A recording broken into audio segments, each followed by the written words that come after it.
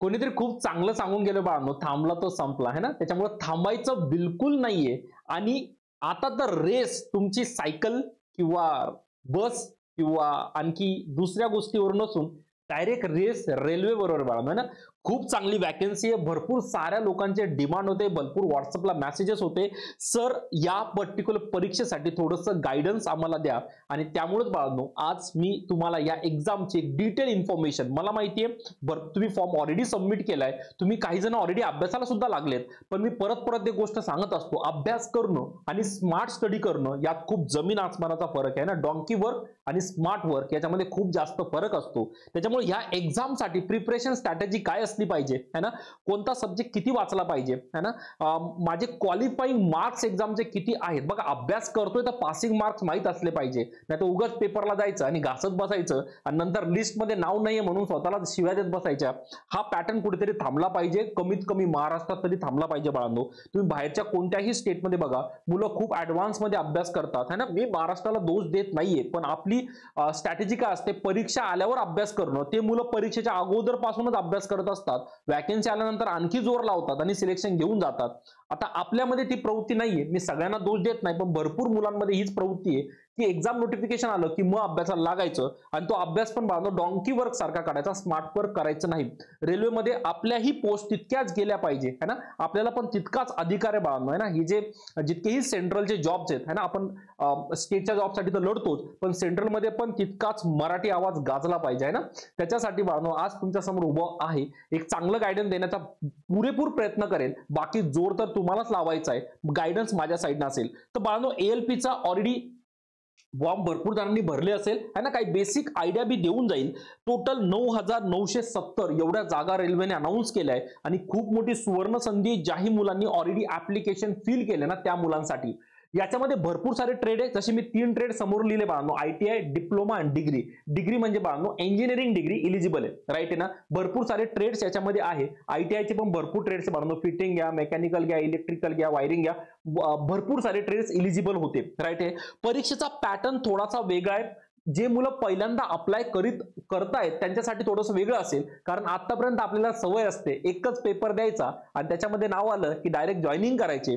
पण रेल्वेचं असं नाही बाळांनो, या लोकांनी टोटल 3 पेपर तुमचे कंडक्ट करणारे, ज्याला कम्प्युटर बेस्ड टेस्ट 1 CBT1 बोलतात, कम्प्युटर बेस्ड टेस्ट 2 CBT2 आणि तिसरी तुमची एक सायकोमेट्रिक टेस्ट कंडक्ट केली जाते. सगळी इन्फॉर्मेशन देणार आहे, अजिबात काळजी करू नका, फक्त शांत डोक्याने ऐकून घ्या आणि प्रिपरेशन स्ट्रॅटेजी मी जशी सांगतोय बाळांनो तशी प्लीज फॉलो करायचा प्रयत्न करा. 100% सिलेक्शन होणार. कारण कोणतीही परीक्षा असो, मी नेहमी सांगत असतो, मला पैकीच्या पैकी मार्क घ्यायचे नसतात. माझं टार्गेट एवढंच असतं की मला काही पण करून माझ्या सिलेक्शन लिस्ट मध्ये नाव आलं पाहिजे. चला सुरुवात करतो बाळांनो या ALPच्या पोस्टच्या टोटल पॅटर्न पासून. बघा जर बघायला गेलं, नीट लक्ष द्या, जास्त वेळ घेणार नाही तुमचा, कारण मला माहिती जे मुलं ऑलरेडी अभ्यास करीत आहेत है ना त्यांच्यासाठी कुठेतरी है ना हा वेळ खूप मोलाचा आहे. बघा टोटल वॅकन्सी किती बोललो मी, 9,970. या वॅकन्सी बघून जास्त खुश व्हायचं नाही, कारण जरी वॅकन्सी जास्त असल्या पण या वॅकन्सी प्रत्येक स्टेट वाईज बाळांनो. महाराष्ट्रामध्ये माझ्या मते मुंबई या रिजन करता, कारण सगळ्या वॅकन्सी रिजन वाईज आहे. तुम्ही कोणत्याही रिजनला अप्लाय करू शकतात, पण ऍट अ टाइम एकच रिजन तुम्ही सिलेक्ट करू शकतात, ही रेल्वेची लिमिटेशन आहे. क्लिअर आहे ना. तर तुम्ही कोणत्याही रिजनला अप्लाय केला असेल XYZ, पण एवढ्या वॅकन्सी आहेत म्हणजे कुठेतरी आपला चान्स खूप चांगला असतो, कारण जितक्या पोस्ट जास्त निघतात तितकी आपले सिलेक्शनचे चान्सेस कुठेतरी वाढून जातात, राईट आहे ना. या टेस्ट मध्ये बाळांनो, या एक्झाम मध्ये तुम्हाला काय काय फेस करायचं अगोदर ते सांगतो. टोटल 3 टेस्ट, त्याच्या अगोदर इलिजिबल कोण कोण आहे रे, तर बघा तुमची 10वी झालेली पाहिजे, एकदम सोप्या भाषेत सांगेल. बघा 10वी प्लस ITI. सर ITI कशामध्ये झाला पाहिजे बाळांनो, भरपूर साऱ्या ट्रेड इलिजिबल आहे. तुम्ही फॉर्म भरताना बघितलं असाल तर एक ती पोस्ट तुम्ही बघितली असेल है ना. आता या गोष्टी सांगून फायदा नाही, कारण फॉर्म ऑलरेडी फिलअप झालाय, पण तुमचे कॉम्पिटिटर कोण कोण आहे ते माहित असलं पाहिजे. दुसरे बाळांनो डिप्लोमा है ना, कोणत्याही इंजिनिअरिंगच्या फील्डमध्ये तुमचा डिप्लोमा झाला असाल तरी तुम्ही इलिजिबल आहे. आणि ज्या लोकांची इंजिनिअरिंग डिग्री आहे तेही लोक या पर्टिक्युलर एक्झामला इलिजिबल आहेत. सर्वांनी फॉर्म ऑलरेडी फिल केले. माझ्यामध्ये 19 मे याची ऑलरेडी लास्ट डेट होती. आता जर कुठेतरी सिलेक्शन किंवा एक्झाम प्रिपरेशनची स्ट्रॅटेजी जर बघितली तर प्रिपरेशन स्ट्रॅटेजीमध्ये काही वेगळ्या गोष्टी तुम्हाला शिकाव्या लागतील. त्याच्यामध्ये तुमचं जनरल अवेअरनेस आलं है ना, तुमचं सामान्य ज्ञान है ना, तुमचं विज्ञान, तुमचं फिजिक्स या साऱ्या गोष्टी बाळांनो ज्या याच्यामध्ये इलिजिबल आहे. बघा टोटल टेस्ट किती होणार सर, तर एक तुमची सीबीटी 1 होणार है ना. आता सीबीटी 1 बाई घाबरायचं नाही, सीबीटी म्हणजे कम्प्युटर बेस्ड टेस्ट आहे, बाकी काही नाही ना. इन शॉर्ट टेस्ट 1 आहे बाळांनो है ना. नंतर तुमची सीबीटी 2 होणार, किती मार्क्स लावणार सगळं सांगतो. आणि जर तुम्ही या दोन्हीही क्वालिफाय केल्या तर तुम्ही बाळांनो एक सायकोमेट्रिक टेस्टला एलिजिबल होऊन जातात है ना. सायकोमेट्रिक टेस्ट तुमची कंडक्ट केली जाते, ज्याच्यामध्ये प्रत्येक सेक्शन मध्ये 42 मार्क्स येणं कंपल्सरी है ना. एकदम शॉर्ट मध्ये सांगतोय, पुढे डिटेल मध्ये पण सांगणार आहे. तर ही अशी काहीतरी कहाणी मला या 1 बाय 1 टेस्ट मधून जायचंय. सर सगळ्या टेस्ट ऍट टाइम होणार का, बिलकुल नाही. पहिले सीबीटी 1 कंडक्ट केली जाईल, सीबीटी 1 चा रिझल्ट लागणार, त्याच्यामध्ये तुम्ही क्वालिफाय झाले, त्याच्यामध्ये यादीत नाव आलं तर तुमचं सीबीटी 2 चा ऍडमिट कार्ड येणार, परत सीबीटी 2 तुम्ही अपियर झाले तर मग पुढच्या टेस्टला तुम्ही इलिजिबल होणार. असा काहीतरी पॅटर्न चालू राहणार आहे. क्लिअर आहे ना. आता जर सिलेबसला कुठेतरी गेलं है ना, सिलेबस बद्दल पण सांगतो, पण सिलेबस बघून काही मुलांच्या मनात ऑलरेडी खूप भीती भरून जाते. सर जनरल इंटेलिजन्स करायचंय, मॅथमॅटिक्स करायचं, अवेअरनेस करायचं, जनरल सायन्स करायचंय, आमचं कसं होणार. तर बाळांनो एक गोष्ट डोक्यात पक्की भरून ठेवा है ना. मी थोडासा पेन चेंज करतो इथे. बघा काही पॉझिटिव्ह गोष्टी सांगतो जेणेकरून तुम्हाला थोडीशी ना मदत होईल. बघा ह्या ज्या माझी जी एक्झाम मध्ये वेगवेगळे सेक्शन्स आहेत, कोणता सेक्शन आहे, एक रिझनिंगचा सेक्शन आहे, हा तुमच्यासाठी बिलकुल नवीन नाही. तुम्ही आयटीआयचे जे स्टुडंट आहे ते ऑलरेडी तुम्ही रिझनिंग वगैरे करताय. मॅथमॅटिक्स म्हणजेच तुमचं जनरल ऍप्टिट्यूड बाळांनो जे तुम्ही ऑलरेडी केलंय. आता सेक्शन राहिले 2 है ना, जनरल सायन्स आणि जनरल अवेअरनेस. मार्क्स वाईज जर बघितलं बाळांनो, बघा 25 question 25 mark, 20 question 20, 10 question 10, 20 question 20, म्हणजे एका प्रश्नाला 1 मार्क आहे. टोटल क्वेश्चन किती रे, टोटल माझे 75 क्वेश्चन आहे आणि वेळ किती दिला 60 मिनिटं. एक गोष्ट डोक्यात पक्की भरून चाला की या पर्टिक्युलर एक्झामला वेळ हा मोठा चॅलेंज राहणार आहे ना. वेळ चॅलेंज राहणार आहे कारण कुठेतरी जर बघितलं तर बाळांनो माझे नंबर ऑफ क्वेश्चन जास्त आहे आणि वेळ किती माझ्याकडे कमी आहे. ही एक्झाम जर मी रॉंग नसेल तर टीसीएस कंडक्ट करतं बाळांनो, जर मी रॉंग नसेल तर, किंवा आरआरबी बोर्ड स्वतः कंडक्ट करतं. पण तुमचा इथे ना आयबीपीएस पॅटर्नचा संबंध बिलकुल नाही, 100% डोक्यात ठेवा. त्याच्यामुळे पेपर कंपॅरेटिव्हली खूप इझी असतो. तुमचा नॉर्मल जरी तुम्ही अभ्यास करून गेले ना तर या पेपरचं क्वालिफिकेशन तुमच्या हातातून कुठेच जाणार नाही, लक्षात ठेवा.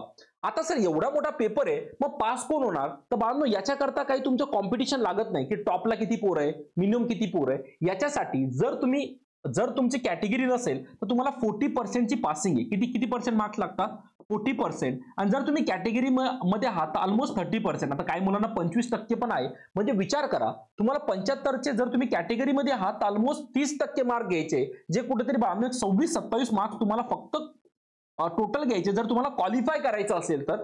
जे बाळांनो खूप इझी, एवढं अवघड नाहीये. कारण बघा इथं का तुम्हाला सेक्शन वाईज कोणी बोलत नाहीये ना, तुम्हाला ओव्हरऑल 30%चा कट ऑफ क्लिअर करायचा आहे, तुमची एक्झाम क्लिअर होऊन जाते. आता त्याचा फायदा काय होतो ते ऐका. सगळ्यात मोठा बेनिफिट काय माहिती का, रिझनिंग आणि मॅथ एवढी अवघड याच्यामध्ये नसणार आहे. तुमची जर थोडी जरी प्रॅक्टिस चांगली बऱ्यापैकी असेल तर तुम्ही रिझनिंग मॅथला खूप चांगला हँडल करू शकतात. आणि कुठून तरी बघा 25 आणि 20 या दोघांमध्ये जर बघितलं तर बाळांनो ऑलमोस्ट 45 मार्क्स इकडेच होऊन जातात. इकडे फक्त थोडं जरी कमी जास्त लढून घेतलं तर तुम्ही हे सीबीटी 1 आरामात क्वालिफाय करून घेतात, यात काहीच वाद नाही. बघा प्रत्येक एक्झाम करत असताना या चार, बघा जनरल सायन्स मध्ये आता तुम्ही जर थोडंफार जरी एखादं बुक वगैरे बाय करून घेतलं मार्केटला तर सायन्स तुम्ही आरामात हँडल करू शकतात. सर टोटल 20 क्वेश्चन 20 मार्क आहे. 20 पैकी 8, 9, 10 क्वेश्चन जरी हँडल केले लिस्ट मध्ये येऊन जातात. ऑफकोर्स नंतर सीबीटी 2 ला कॉम्पिटिशन वाढून जाणार. पण सध्या विचार फक्त एवढाच करायचा की माझी एक्झाम केव्हा क्लिअर होणार. होतं काय तुम्हाला सायकोलॉजिकली सांगतो, जेव्हा एकदा सीबीटी 1 माझं क्लिअर होऊन जाते ना किंवा सीबीटी 1 मी पास करून घेतो ना, कॉन्फिडन्स वाढून जातो है ना. आणि हा सगळा खेळ कॉन्फिडन्सचाच असतो. एकदा पहिली टेस्ट क्लिअर केली ना, दुसऱ्या परीक्षेला तुम्ही खूप जास्त आत्मविश्वासाने जातात आणि तिकडे तुम्हाला 100% फायदा होतो. त्याच्यामुळे ही पहिली पायरी बाळांनो, जर तुम्ही हे दोघांवर तरी चांगल्यापैकी प्रॅक्टिस करून घेतली आणि याच्यावर थोडं बहुत जनरल अवेअरनेसला दररोज पेपर वगैरे वाचला किंवा सायन्सला एखादं सायन्सचं बुक, एनसीईआरटीचं जनरली पॅटर्न फॉलो होतो 8वी 9वी 10वीचा, जास्त नाही है ना, तेवढं जरी सायन्स वाचलं किंवा तुम्ही खूप साऱ्या गोष्टी वाचलेल्या असतात, वॉटरचा फॉर्म्युला काय S2, आता तुम्हाला नवीन सांगायला नको, ऑक्सिजन वायूचा फॉर्म्युला काय O2, हे खूप बेसिक झालं. पण अशाच काहीतरी पॅटर्नचे क्वेश्चन्स एक्झामला फॉर्म होतात, तुम्ही बऱ्यापैकी हँडल केलं तर 40% किंवा बघा 40% म्हणजेच काय बघा, माझे 75च्या अर्धे जर कुठेतरी केले बाळांनो, बघा एक 37-38 मार्क कुठेतरी आसपास जातात, तेवढे तर आपण 100% स्कोर करू शकतो बऱ्यापैकी अभ्यास केला तरी. केला तरी पण. तर सीबीटी 1 तर सिंपल आहे बाळांनो.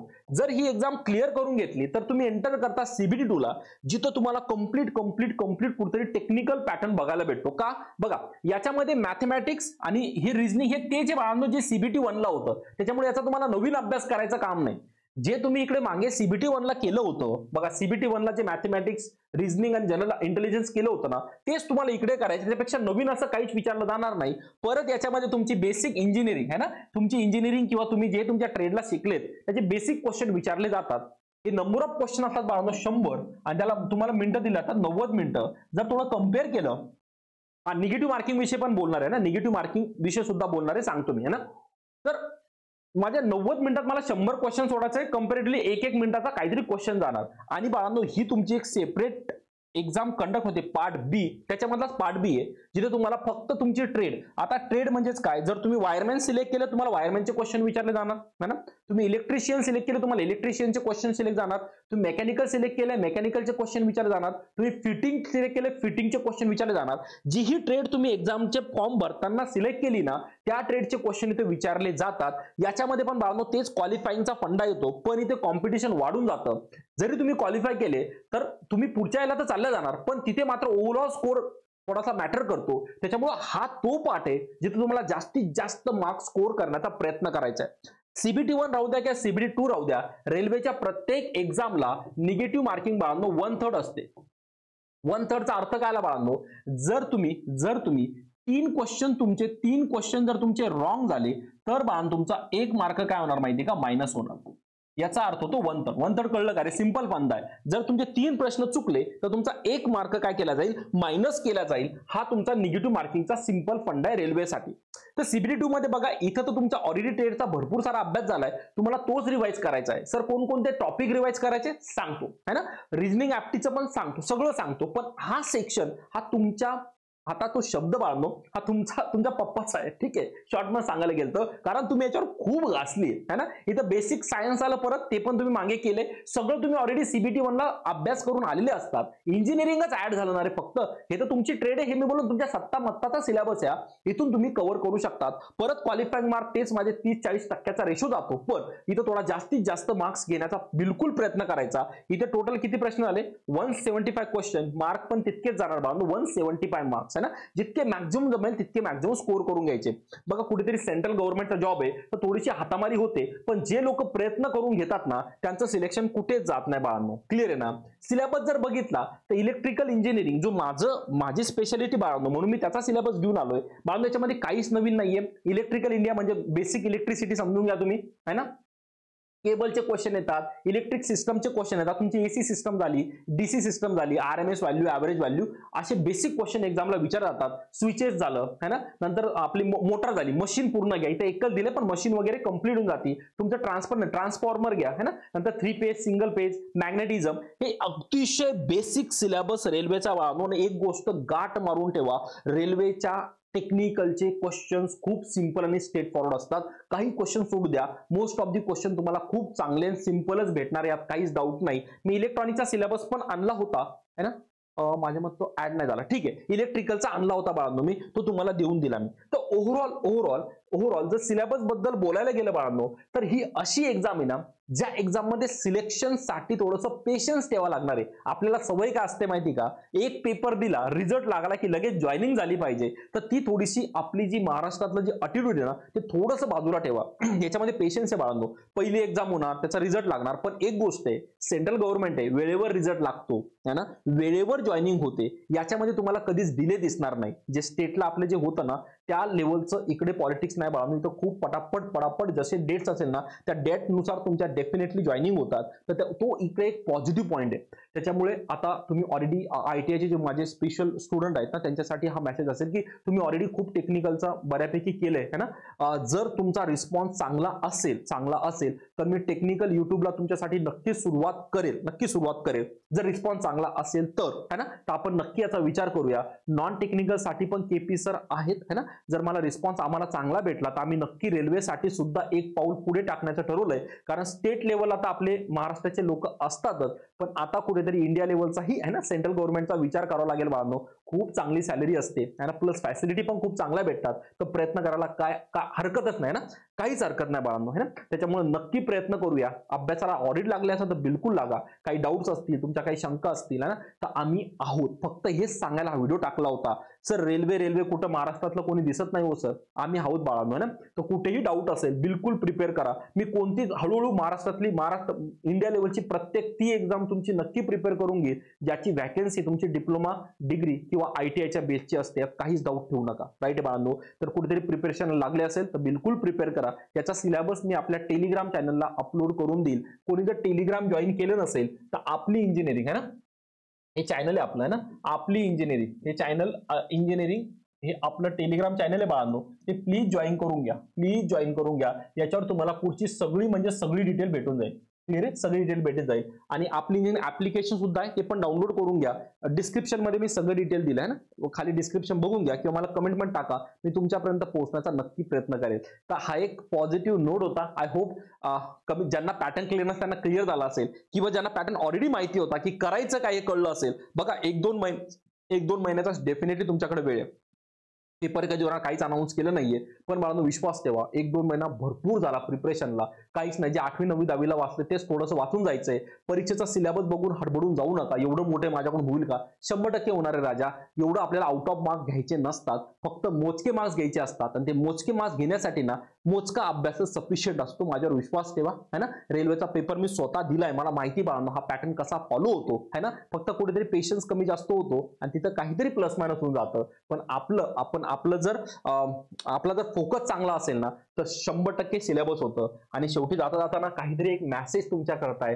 ठरवलं तर बाळांनो सगळं म्हणजे सगळी दुनिया शक्य आहे ना. तुम्ही जर ठरवलं ना, तुम्ही जगातली कोणतीही परीक्षा क्लिअर करू शकतात. कारण परीक्षा क्लिअर करणारा काही वेगळं करत नाही, तो जगावेगळं करत नाही. तो काही गोष्टी आपल्या सवयीमधल्या बदलतो आणि 100% सिलेक्शन घेऊन जातो. चला बाळांनो, हा होता एक शॉर्ट व्हिडिओ. काही डाऊट्स असतील तर प्लीज कळवा. तुम्हाला जर वाटत असेल की सेशन सुरुवात व्हावी तर तेही मला कळवा. मी नक्की लवकरच आपले सेशन युट्यूबला सुरू करेल. मला ज्या तुम्ही टेलिग्राम जॉईन करून घ्या, त्याच्यावर एक वोटिंग नक्की घेईल. तुमचा रिस्पॉन्स असेल तर आपण युट्यूबला 100% सुरुवात करूया. चालेल. चला बाळांनो, ना इथे या व्हिडिओला पूर्णविराम देतो. लवकरच भेटूया. तोपर्यंत काळजी घ्या. बाय.